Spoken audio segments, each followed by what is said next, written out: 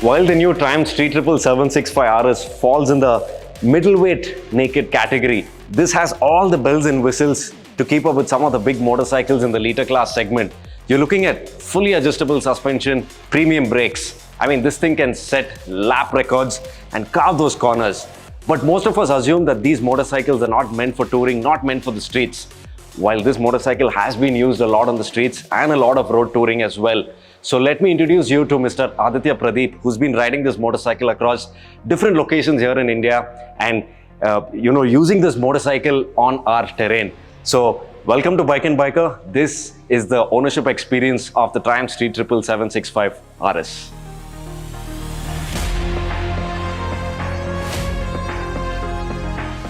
Hi, my name is Aditya, and this in front of you is the ultimate beast, the 2022 Street Triple RS.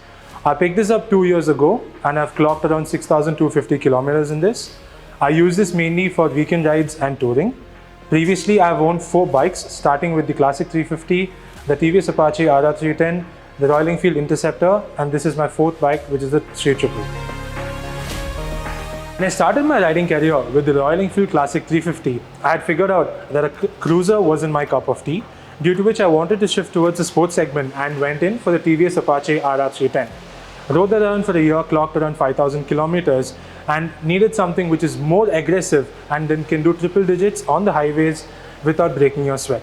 That's when I came across the Triumph Street Triple RS.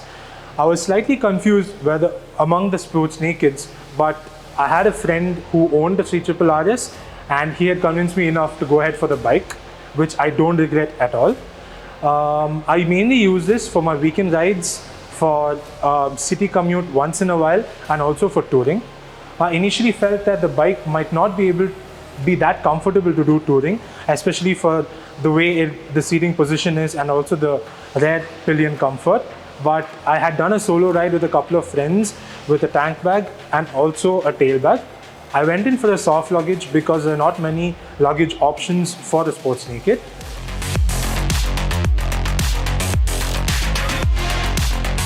Now, talking about the positioning, the seats and the handlebar is a little bit of the aggressive side, but I personally feel that it's not too sporty, not too aggressive, it's right in the middle. I personally feel it's comfortable, or it's just that I've got used to it over a period of time. Now, talking about the suspensions, this comes with a completely race spec Öhlins, but the best part is it is fully adjustable.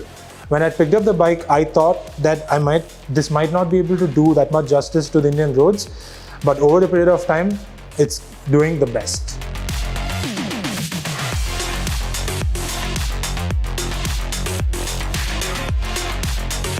Talking about the performance, this bike reeks of it. It's a triple cylinder with 765cc and 80 Newton meters of torque. This comes with 5 ride modes, being the RS model, the road, rain, rider, track and sport. Usually I keep it on the road mode because it is more easier, not very aggressive to use for the city limits. While riding in bumper-to-bumper traffic, the bike, yes, does get a little heated up, but it is manageable, not as bad as the big bikes.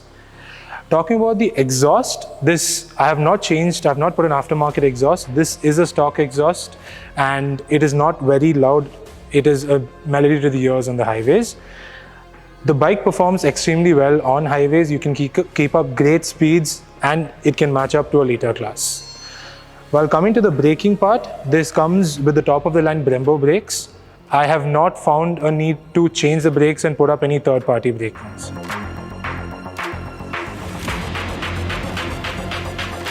The bike costs approximately 15 to 16 lakhs on road, which is on the higher side when you compare it to the other bikes on the naked sports segment. But what I personally feel to justify the higher pricing is the build quality. It is absolutely great. It's got very less usage of plastics. There are no ugly corners, be it the switches, the gear shifts, the brake levers, even the exhaust, which comes with a carbon fiber tip. I feel that these aspects add and justify the pricing factor. Now, talking about the tires, the Street Triple comes with the Pirelli Super Corsas, which is the top of the line in the segment. Coming to the touring aspect, I personally feel that doing a solo touring on this is preferable because you can carry your luggage at the back. If you have a pillion with you, it might become slightly difficult and uncomfortable for the pillion because number one, there's no provision to carry luggage, and number two, the seat is a little more smaller and stiffer, due to which it might be stressful for the pillion over longer durations.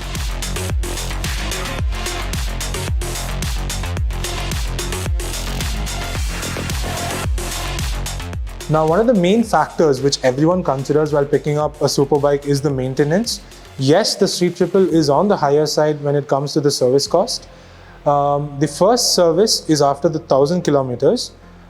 In this service, to give you a detailed description of what they do, the RPM is locked at 10,000 initially. So they do an RPM unlock followed by a general checkup. This costed me approximately 7,000 rupees. The next periodic service is 1 year after the date of purchase of the bike, which is more in-depth and a detailed service. This cost me approximately 9,000 rupees. Now, coming to the overall aspect of the bike, I feel that this is an extremely great machine, great power, and extremely suitable for Indian roads. This can suit any kind of a rider, and I feel that anyone should go for this bike when considering the naked segment. So there you have it, guys, a complete ownership experience of the Triumph Street Triple 765 RS. Well, this might not be everybody's cup of tea if you're looking at daily commuting and stuff, because as Aditya stressed upon the service bit and the consumables, yes, this does come in a slightly bigger pocket. But yeah, overall, we've had a fantastic time shooting this motorcycle, and maybe if I get the chance to ride this sometime soon, I'll be really happy to do that. So yeah, don't forget to like, comment, share and subscribe. We have a lot more beautiful motorcycles lined up for you guys. I'll see you guys in the next one.